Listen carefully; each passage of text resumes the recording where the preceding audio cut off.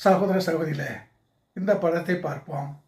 இதில் சிறு குழந்தை வேதத்தை படிக்கிறது, ஒரு வாலிப பெண் வேதத்தை படிக்கிறார், நடுத்தர வயதில் இருக்கக்கூடியவர் வேதத்தை படிக்கிறார், ஒரு வயதான தம்பதியரும் வேதத்தை படிக்கிறார்கள்.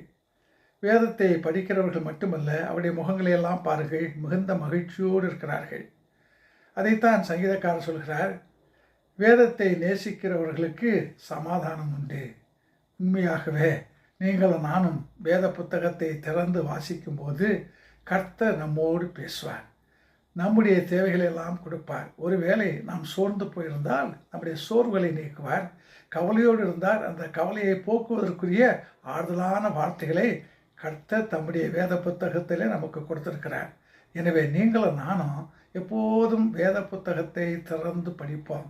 வேத புத்தகத்தை திறப்பவர்கள் தேவனை காண்பார்கள், தேவ சித்தத்தை அறிவார்கள், மகிழ்ச்சியோடு இந்த உலகத்திலே வாழ்வார்கள். எனவே வேத புத்தகத்தை படிக்கிற அன்பு பிள்ளைகளாக இந்த உலகத்திலே வாழ்வோம், ஆண்டவருடைய ஆசீர்வாதத்தை பெற்று மகிழ்வோம்.